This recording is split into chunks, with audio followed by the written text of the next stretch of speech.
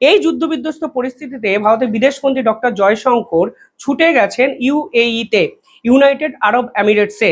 এবং এই মধ্যপ্রাচ্যের যুদ্ধ পরিস্থিতির মধ্যেও ভারত কিন্তু তার এনার্জি সেক্টরকে সিকিউর করতে চাইছে, তা প্রমাণ হয়ে যাচ্ছে ডক্টর জয়শঙ্করের এই সফরের পর। ভারতের পক্ষ থেকে অফিসিয়ালি জানানো হয়েছে ভারত এবং UAE energy cooperation deal complete করেছে এবং এনার্জি কোঅপারেশন ওরিয়েন্টেড যত চুক্তি আমরা আরো স্ট্রংলি কিভাবে ইমপ্লিমেন্ট করতে পারি সে বিষয়ে আলোচনা হয়েছে এই সফরে।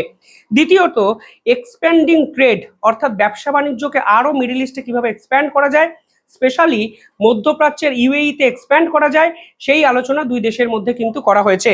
এবং স্ট্র্যাটেজিক্যালি ভারত ইউএইর পাশে দাঁড়াতে চায় এবং যেভাবে পাকিস্তান এবং সৌদি নিজেদের মধ্যে স্ট্র্যাটেজিক পার্টনারশিপকে গোটা বিশ্বেতে বিজ্ঞাপন করেছে, আলটিমেটলি বাস্তবের মাটিতে পুরোটাই ধাপ্পাবাজি, ঠিক বিপরীত কায়দায় ভারতও চাইছে ইউএইর সঙ্গে স্ট্র্যাটেজিক্যাল পার্টনারশিপকে লং টার্ম সাস্টেনেবল জায়গায় নিয়ে যেতে। অর্থাৎ ভারতের বিদেশমন্ত্রী ডক্টর জয়শঙ্কর এই যুদ্ধবিধ্বস্ত পরিস্থিতির মধ্যেও ইউএইতে গেলেন, দেখলেন এবং জয় করলেন। কারণ এই যুদ্ধের মধ্যেও একটা দেশ ভারতকে কথা দিচ্ছে কোনো অবস্থাতেই ভারতের তেল সরবরাহ বন্ধ হবে না, গ্যাস সাপ্লাই বন্ধ হবে না এবং এনার্জি সিকিউরিটি ভারতে রক্ষা করবে ইউএইর মতো একটি রাষ্ট্র।